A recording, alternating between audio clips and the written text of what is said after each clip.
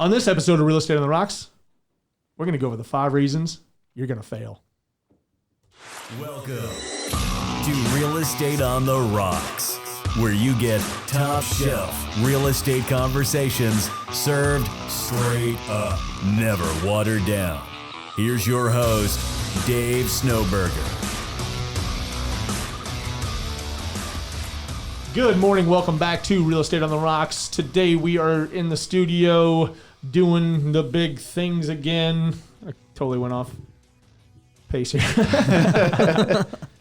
Marshall Tucker, what's going on, brother? Hey, how's it going? Oh, not much. We're joined back in the studio today with James the Butcher Mendez. What's going on? He's living up to his his name. We're sitting over here just waiting on him to text all his ladies. Whoa. Whoa. You're going to get me in trouble. My girlfriend listens to the podcast. Thanks, bro. So Not anymore. No, I'm playing. I'm just kidding. All right, here we go. Today we're going to talk about those 5 reasons you're going to fail. Uh-oh. Dun, dun, dun. Yeah. Little Halloween like music. That, right? So, why are we seeing people fail? We just noticed the other day, we talk a lot about failure. We're getting close to our 100th episode, right? We've talked about failure all the time, and we continue to see it. And there's not a lot, I guess, that we can do for people that they can't do for themselves, right? So you have to put it. This business is up to you to succeed. It's nobody else is going to give this to you. And we'll touch on that in a minute when we talk about choosing a broker. Like people think a broker's the magic pill or a team's the magic pill for this business, right? Or buying leads or whatever else. But let's go through the 5 reasons you're going to I think they got to back up and why did you even become an agent? When I was an agent, I didn't know what agents did other than HGTV, so it's kind of a bloated reality. But I got into the business for unlimited income potential or a flexible schedule, and quickly realized that you can't have both. Well, and a flexible schedule. And right, and then now it became a or. Yeah, and then it became you can't have both, right? That's right. So it's just that's the or part, but you can only pick one. Really, when you're first starting out, it's like if you want unlimited income potential, you got to work your rear end off, right? If you want a flexible schedule, you're about to be broke. It's not as easy as everyone makes it out to look like on TV. No. It's not even on TV. In our industry, period, I think people are making it look easier than it is. And you never know because we don't see anybody's P&Ls. Exactly. We don't see how many closings they truly have, or if they had 20 closings or 30 closings in a year, if they discounted them all for 1%, and what's the real 1% profit of the business, there? what's their profit? We'll never know other people's P&Ls. So we can't really hang our hats on other people's successes. Right. And so, you can buy a house and say, oh, well, he's rich. He lives in this big, great house. Yeah. But he's mortgaged to the bejesus and he has to do X amount of deals a month just to pay the mortgage on it. Mm-hmm. Right. Oh, he drives a fancy car. That doesn't mean anything. Was it the things you own you? Yeah. The things you own you. Very smart, Marshall. Well, you're more of a cash guy. I'm more of a finance guy. You're not a cash guy, but you just you make smarter decisions financially than I do. I was like, well, I'm going to buy that. I'm going to have to work X amount of hours. We're good. Right. And so that's what's holding me back from a 9/11. It's just like, oh my God, I've got to close 5 more deals a month. I got to take 5 more listings. That means, I have to call I'm going to have to work 9 to 11 more people. Right. I have to call 500 more people in a month just to get those 5 deals out to be able to afford a 9/11. And not just afford it, but afford it comfortably to where I don't miss the money, right? And it's not an issue. So that's just one of my unrealistic goals. Not unrealistic, but one of those big goals, like big selfish goals that I want. A stretch goal for 9/11, right? So let's talk about the 5 reasons why you're going to fail. You expect immediate success. You come into the business super hyped up. A lot of people. I know a ton of people. You have those unrealistic expectations like you had mentioned about HGTV or other people around you that maybe are bringing you or coercing you to, hey, you should get your real estate license. You'd be great at sales. Really? Yeah, man, you'd be great. Why do you think that? I don't know, but you'd be great. You got the face of real estate. Yeah, you got. It's like I got a face for podcasting. So expect immediate success. I expected immediate success. We'll get into me in a minute. However, Marshall, did you expect immediate success? Yes. Whoa. Dang. Let the body Somebody hit the just floor. died. Did you hear that big thud? That was crazy. Yes and no. I mean, I was kind of, like I told you earlier, a little paralysis by analysis. I wanted to ease my way into it. But in the back of my head, I knew so many people in town that I was like, when I finally start, I'm going to knock them down, it's one after the other.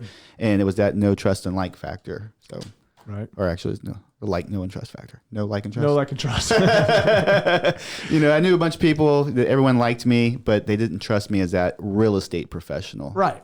So I had to find some people who didn't know me, close a few deals, get a little experience under my belt, and then those people started coming around. Certainly. And I really went through the same thing after I found out of how hard it was to get business and that nobody wanted to do business with me because I was green.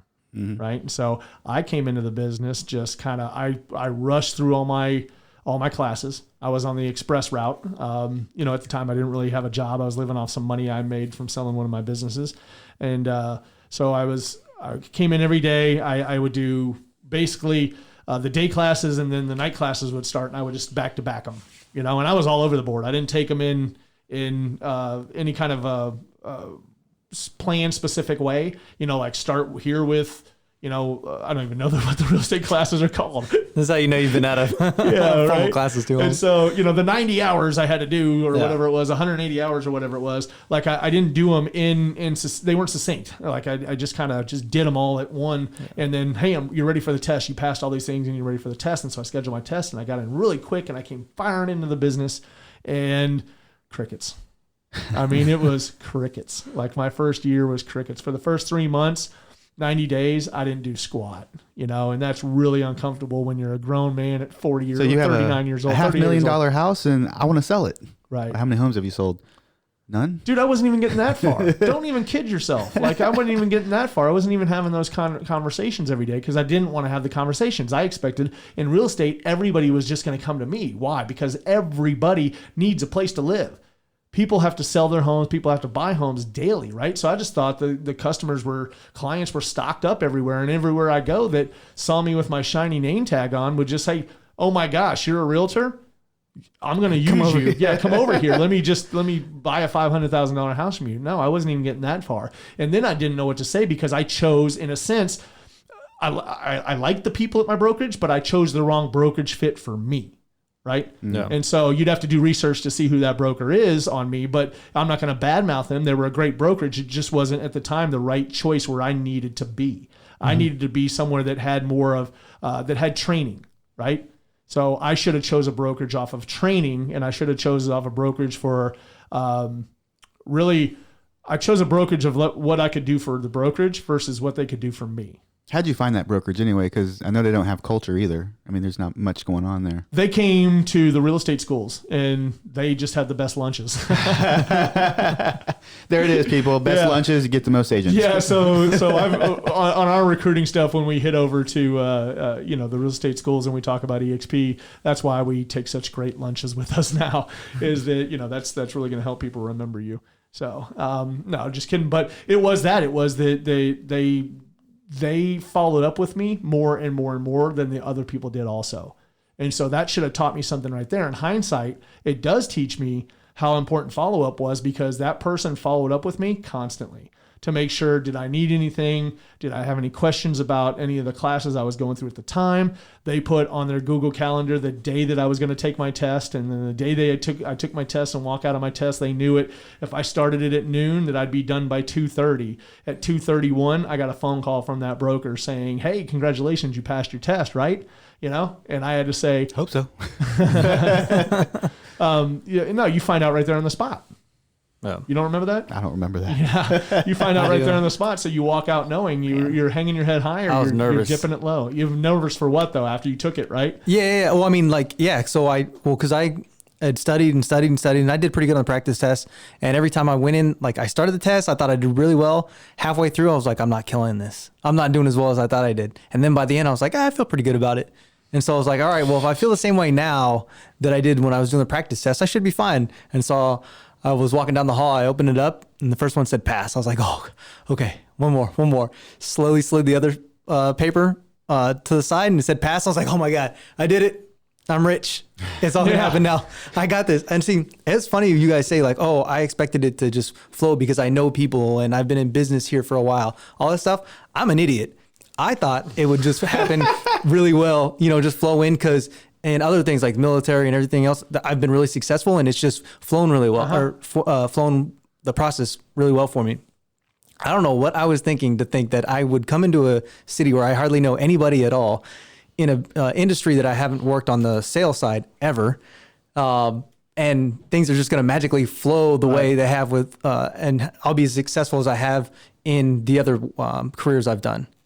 I don't know what delusional that's what we're hitting on right there. That's the same thing. I just came in like flying in like I got this. This is going to be good. Well, I'm from Austin. Oh my God. Yeah, dude, I'm from Austin, and I still live in really kind of the same proximity of where I grew up, and I still see. I mean, geez, I was at a Tomlinson's last night, which is a pet store, and I was picking up some dog food, and I took cash with me. I took one of my golden doodles with me, and so we're walking out, and I get him in the car, and some guy comes up knocking on my window, and I'm just like, what the hell? Is like, maybe he saw the dog and wanted to know what kind, because everybody loves the golden doodles, right? Yeah. And so, and I rolled down there, and he's like, hey, excuse me, are you Dave Snowberger?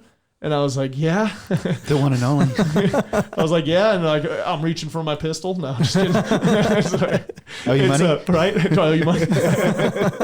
And so and he's like, hey man, it's Trey. And I was like, still like, what? And he's like, oh, we used to work together. And it was like one of my first jobs. Like I was young. I think I was like 19 or 20 years old in the sales world of like when computers started really getting big. I know that sounds weird for people, but it's like the mass sales of computers really started getting big. But like it was cool. It was, but my point of that was that once again, I live in a small area and I still know people. Right. And it was just like, we're not friends on Facebook, but he's looked me up apparently before, or he's friends with Jason Matthews, our buddy Jason. Still, because Jason worked at that same job with me. And it was just like, dude, I see you killing it on Facebook. I just see you killing it on social media. Like I see you everywhere. Like you got a podcast and all this stuff. I was like, oh, do you listen to the podcast? And he's like, yeah. I'm like, you listen to the podcast? Like you're not in sales. I mean, he works for a vaping manufacturer. You know? Yeah. So he does sales, but on a national level. Right. And so he's like, oh yeah, I've got a Facebook group of 25,000 people, in my Facebook group. And I was like, oh really? Damn, I got 500. But it just shows you how small the town is, and I thought that's how it was going to be. That was like a realization back then was, or the realization that no one's going to do business with you because you were green. We kind of got sidetracked there, but I love getting sidetracked. Not focusing actually, let's go back to choosing a brokerage real quick. Choosing the brokerage for the wrong reasons. And so, what does that say? Sticking with the brokerage. Oh, sticking with the brokerage. Oh, so choosing the brokerage, or actually, thank you.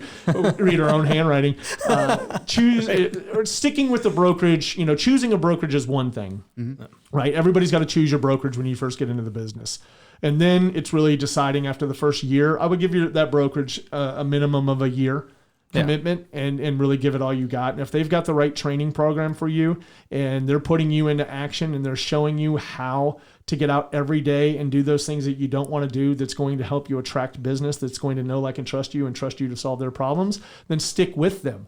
That's the thing, is that a lot of people stick with brokers because they just don't know any better. They got a buddy there. They don't know. Yeah, they got a buddy there. Their buddy recruited them in, right? Exactly. And they didn't check anywhere else. As first place they went. Okay, sign me up. Right. Their buddy got some sort of bonus or something for bringing them over. The buddy, you don't know that because your buddy wasn't forthcoming of why he's trying to lure you into his company, And so sticking with the broker after about a year or two, if you're not having success, you remember 8 out of 10 agents fail out of this business.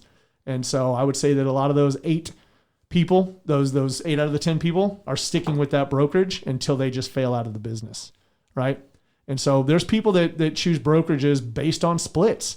I think that's a horrible idea. You think the split's higher, so you don't want to go with another brokerage because they're taking too much out of your pocket. Here's what you don't realize: the other one has better training. If the other one's taking something out of your pocket, they're more than likely training you in a positive manner that's helping you generate income, and that's how you're paying them back. And so the first year or two, there's nothing wrong with taking a lesser split. You agree with that? I know that you and I talk about that every now and then. Yeah. Focus on your net, what you're what you're going to get as a whole instead of your by transaction split. Right. I mean, because we have the breakdown, and actually we'll perfect it, but we'll bring that back up in an episode one day, like joining a team, because there's a lot of bad mouthing of teams, and there's a lot of positivity towards teams. Yeah. Like I bad mouth solo agents that are the 8% that are failing out of the business that don't look to somebody that already has the systems. Like signing on with a team doesn't mean you're signing your death warrant, your death certificate, that you're staying with that team until you retire. And you look at that, well, this guy's making $100K a year. So, if I give up 50%, I'm only going to make 50. It's like, well, certainly. However, but if you were making $100K at 100% brokerage, which no brokerages are 100%, go back and check those episodes. We've already debunked that. And then you pay for your own marketing costs, your own lead gen, your own systems. If you're using a CRM, lock boxes, signs, everything else, you're going to be pretty much on a 60-40 split with yourself. Yeah. And so you have your brokerage is typically anywhere from 30 to 20% brokerages. Nobody really gets lower than that at the solo agent. And even if you were at the 100% model, they feed you to death. Like, we have great training. We have all these things. They start talking about all the things that they have in addition. It's like, but you have to pay for that. Right. Like they have to make money somehow. You can't just not operate at a loss forever. It's like Keller Williams. Keller Williams and EXP, both of them have a fee a month. Yeah. Right. And so I get a lot of pushback from agents that I talk to saying, but I don't want to pay that $80 a month. Oh my God. Are you serious? Yes, you do. That's your concern is $80 a month. As a tech person, you 100% want to pay $80 a month for the amount of tech for either one of those companies. I know. You see what I'm doing right here? The podcast. Okay. You guys see what I'm doing right here about technology, right? So one company right now, we're pitching two companies, Keller Williams and EXP. They both have technology, right? Yeah. The guys on this side say that this guy's technology sucks and they don't own anything. What does that matter to you? What they own? Can you use it? Can you use it in your day-to-day careers? Yes, you can. Tech isn't going to do, it's not a magic pill, right? And so everybody's hanging their hat on really both of the companies. They're hanging their hats on this tech stuff, and there's Compass out there and there's some other realtors and everybody's pushing the tech side of this thing. RE/MAX has announced they're doing this big tech platform. And the tech platform is, you have to have the buy-in from everybody to use it in the first place. Yeah. It will definitely enable you to do a better job. Yeah. But it's not going to do your job for you. Yeah. Somebody's system out there, 2 letters, one's a K, one's a W, is pitching the system as that is going to basically do all the heavy lifting for you. Yeah. It is going to be a very complex, badass tool. But it's not going to get people to know you, like you, or trust you any more than anything else out there. Yeah. That all hinges on you and your personality and your willingness to get out and meet people. Yeah. That's going to help you keep track of people. That's going to help you keep up with people. However, you have to feed that thing. There's still a human element to it.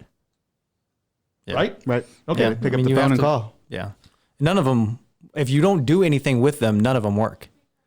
You have to use them. You have to put information in them. You have to use them for all. But if you're doing, like you're talking about the benefit of the cost, it's a horrible, it's not a benefit at all if you're not paying for it and using what you're paying for.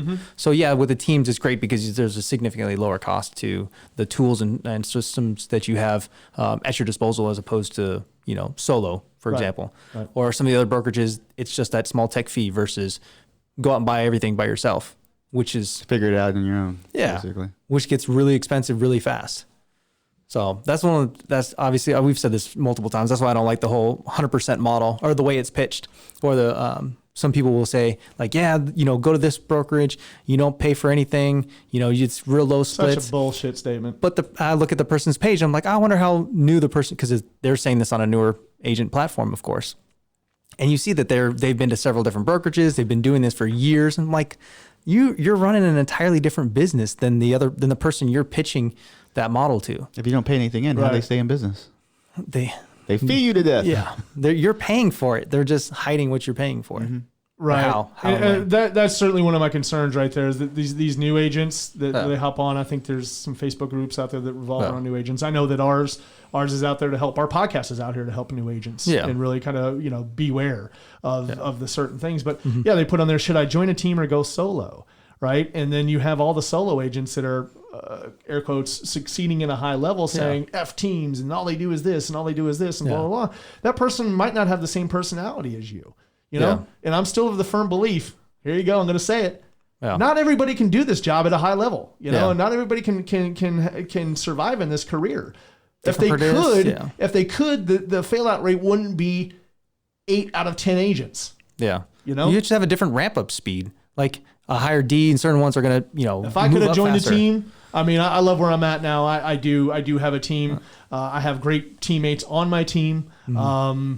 I certainly look at it. I'm always concerned about, am I giving enough value for what my team pays into the system, right? And so I'm always concerned with that. And however, I think we are, because everybody's still here, you know, and I don't think that I have anybody complacent. And I'm sure that, say Marshall has conversations of his wife where she sits there and goes, baby, go out on your own, earn more money, you know, and whatever else. He's shaking his head, yes, huh? He's like, man, she was telling me yesterday. No, I'm playing. Right. No, but you know, I mean, I think Marshall, and I know Marshall sees a value here. He's part of our organization. We do have a culture here. Yeah. You know, we have a culture of, we want to succeed. We know that, you know, we're here to help people. And if we help people at a high enough level, we receive paychecks at the end of the transactions, you know, oh my gosh. And then we can take the profit, because none of us are going to get rich doing this, selling this real estate thing. No one's going to get rich doing it.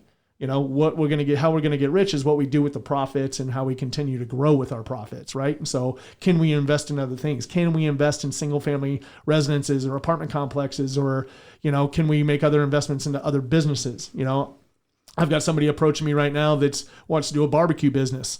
They know that I have a business, or a restaurant bar background, and they want to bring me in to do this stuff. Now, if it's advantageous to me, I would say yes. Let's do it. And I would take some of my profits I've earned and invest it into that. Marshall was with me on an appointment. Stay out of Georgetown. Marshall was with me. Marshall's family owns a barbecue business in Georgetown, the Pit Barbecue. So we were on another appointment. We actually went to Waco for this because it was I wish I could have been there for this commercial one. thing. That's what I'm I can't, we won't say any names, but it was a commercial deal where I went up there to sell a $500,000-$600,000 property and just meet the guy and really just take the listing and say, hey, this is our game plan. This is what we're going to do. Signs come in tomorrow, you know, whatever else. And then he flipped it on me and said, hey, why don't you just, since you've got a bar restaurant background, this is what I'm trying to do here. The reason why I'm selling it and haven't been successful is because of this. Why don't you partner with me and give me $200,000 and you can be my partner? And it's just like, what? Huh? You be my partner, you give me $200,000. Right. Well, those are the situations I've been in before, right? When I was in the bar restaurant business, I ran successful bars and restaurants. I ran successful bars. I cut out the restaurant part because the overhead was so high with labor, food costs, people stealing from you. You know, clientele eating when they drink too much, it becomes a hassle. So I went straight bars for about 13 years. And then I really had it down in a system where I could do this stuff. But I absolutely love that part of this business. And so anyway, I met this fella, he wanted to do that, but I would bail bars out. And they would say, basically, I'll give you 25% of this bar if you come help me bail out. And it was I was no John Tapper from Bar Rescue. However, really, that's what it was. Funny enough, one of my old bartenders works for John Tapper and is always on. That's pretty cool. That's such a great idea. I wonder if anyone would ever do that for like real estate teams. Just come in there and boom, look at this guy. Ideas. Fire Man, right sounds here. Like a job. It's called coaching. It's called coaching. I mean, like going in there. Yeah. You can find out more about coaching from us if you text Top Shelf to 88000, Top Shelf to 88000. We're always looking to talk to people about coaching. If you want to get into our coaching program, we're kicking this off. It's Tuesday, Wednesdays, Thursdays are the days we have open right now, and it's a half an hour 4 times a month. So Top Shelf 88000. We'll talk to you a little bit about pricing and everything else that comes with it, and our money back guaranteed. If we don't do well with the coaching, James is just going to shell it out of his pocket. All right. James will reimburse you. I knew it was a trap. They got me. 100%. We got you. All right. Another big one right here is another reason why you're going to fail. Dun, dun, dun, dun, dun. Not having a business plan. Most people lack the business skills to have a business plan. There's nothing wrong with that. I didn't have it when I first got into business myself. I didn't have a big business plan that showed me a roadmap, a GPS. on really how to achieve everything and build business. So I would start off with goals. Now I'd revert back 1 or 2 episodes if you can find it and talk about the goal setting thing that we did. We've talked about goals all the time. I would go with goals first. If you don't have a business plan, write down your specific, clear goals, what you want to do. When you're first coming into the business, write down you want to sell 1 house. You want to work with 1 buyer. Have a definitive goal. What's that going to be? And then how are you going to get there? And at first, I'm just saying goals will do right by you. Right. So they'll help you out. If you don't have the business plan, go with the goal setting. I would say also not planning financially coming into this. That was a huge thing with me, was I was just burning money that I did have, but I didn't have it to burn. Right. Mm-hmm. I mean, I when I sold my businesses, I had some money, but it wasn't wealth. I wasn't sitting there where it could just be going out the whole time. I still needed something coming in, and I could see things dwindling down from 100,000 to 50,000 to this, to that, to this. And it's just kind of like, I better get into gear. This was kind of like retirement. I saw mine going from 2,000 down to 1,000. I'm just using, and there's a different numbers. Mindset too when you're coming from a salaried, every week paycheck type job to a commission type job, because now, you can't just blow it all as soon as you get it. We've seen those agents before that they get a $5,000 check. They go out, they buy a small car, they buy this, they buy that, and then they come back in and they fail out because they didn't save their money to pay their bills. Yeah. I always talk about one of the agents I know. I care for her a lot still. And when I see her, I just kind of like my eyes light up because I like the girl so much. But she had talked about, she did an open house. She hit a home run, man. She did an open house, sold that house, and actually the buyer came in, so she represented the buyer. Then they said, also, we need to sell our house, which is right down the street. This was just a bigger version of their house with a bigger pond and a bigger piece of land, right? And so it's just a move-up program. Well, she nailed both sides. It was roughly right around $1 million, right? And so I think it was a little under $1 million, but just let's say it was $1 million. Say after splits or whatever else, you got your 30 grand, then you take out your 7, so you got $21,000, right? So now you're rich. I'm rich. Yeah, and so you start just spending money and having a good time. Going on cruises. I just thought she switched brokerages. I didn't see her anymore, right? Her cubicle was there, but it just kind of like didn't have anything. Yeah, it didn't really have anything going on in it. Not a lot of people packed pictures in of their kids or whatever else, because other people use these cubicles sometimes. And so I could see her riders there, her sign riders that said her name. And I'm just kind of like, she's still here. But it was just like passing. Every time I would go to my cube, I would just kind of pass this and wonder where she was. And like 6 or 7 months down the road, it wasn't even that long. I think it was like 4 months down the road, she comes trotting back in and just looks stressed and, just kind of like, where you been? And she's like, oh, I just, I got a big deal, like right off the bat. And I thought this stuff was easy. And now I just can't make anything work for me. And I'm thinking about switching brokerages. And even then I knew, I was like, it's not about the brokerage. It's about you. You haven't been here in 4 months. So you can't pay the electric bill. Switching electric providers won't help. Won't help. Hell, good analogy there, brother. But it was just kind of like that. And so she knew. And then I've never seen somebody become a bigger student faster than anybody I've ever met, as she started attending everything on how to actually get back into business. And she started hanging her hat back again on open houses, and she would get better deals this time. Not better deals. She would get some deals at this time. Right. And I think she got another closing. So that kept her on her feet and kept that little taste there going. Right. Mm-hmm. But it wasn't much. I mean, it was like maybe a $200,000 house after splits, blah, blah, blah. It's what, $4 grand, so it's $4,000. You still have all your stuff to pay. She had bought a brand new car, so now she got a big fat car payment. She's got all this other stuff going on. She didn't buy any jet skis or anything like that. I've seen some fools do that. Man, I saw somebody do that the other day. That's crazy. Yeah. Like, oh my gosh. It's about to be winter. Why would you buy a jet ski? People, you're cheaper in the winter. Yeah. Anyway, I bet you that was the logic. These are just my thoughts in my head. I guarantee that was the logic. It's cheaper in the winter. Why would you not buy it? Oh my God. Right. So, not planning financially. Marshall, you're big on that. The planning financially stuff. Did you came in here and you didn't really have it all? What I didn't do was set aside money for marketing and for the tax man. So, at the end of the year, you're like, oh, kind of break even. I'm still scraping by. And then what? Tax man wants money too? Got to be ridiculous. 30%. Right? And so then you're paying the tax man as well. And you're just not really managing the money well. So the whole reason I got into this gig was to pay off debt, not to accumulate more. So right. So those are a few of the reasons why you're going to fail in this business. So not planning financially, not having a business plan, or not setting goals at this point. Not changing brokerage, really sticking with a brokerage that's a sinking ship or has your business being a sinking ship. A lot of agents coming into this business don't realize this is your business, new agents. Your business, veteran agents. This is up to you. If it's meant to be, it's up to me. That's the statement, right? This is up to you. Your brokerage is not going to do anything for you. My brokerage gives me leads. Cool, they give you leads. But does your brokerage sit there and hold a gun to your head for you to follow up with them? To make something happen with them? I'm sure your brokerage isn't handing you qualified leads that all they want to do is go out and write contracts or sign on the dotted line on listings. I don't know of any brokerage doing that. Do you know of any brokerage doing that? No, I would have joined with them. Like, Dave, I like you. I'm out. Right. So, and then one of the biggest things that I don't think people realize that it is a business. It is your business. And so they're not focusing on marketing.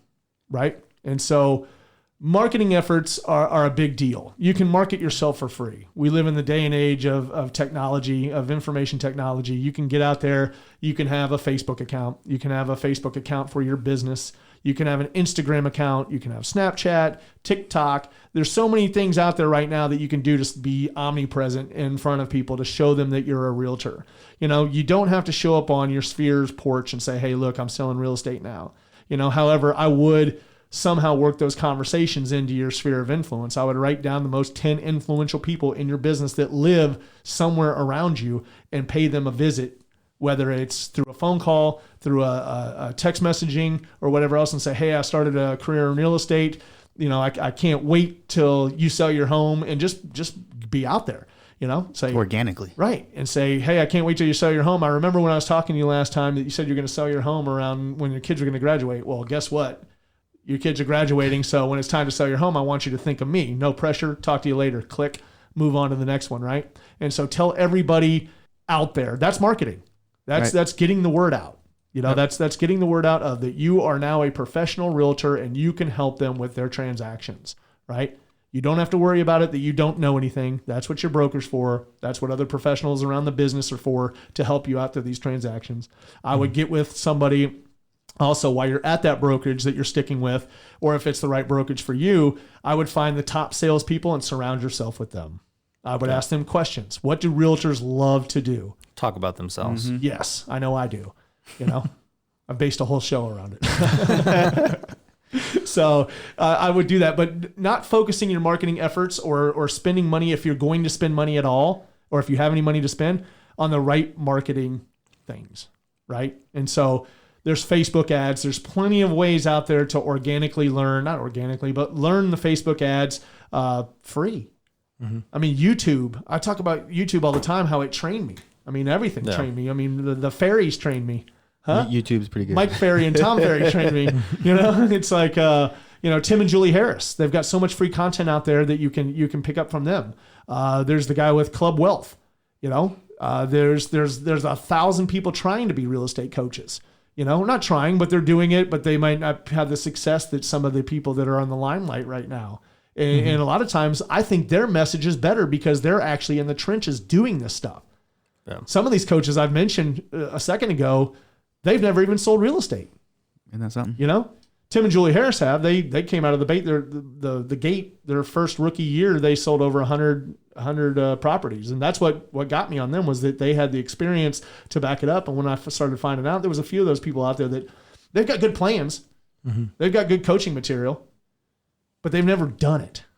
They've never done what we do every day. Right? They've never done. They don't know the struggle. They just tell us the reasons why we can't do it. Sometimes we know the reasons why we're not succeeding, right?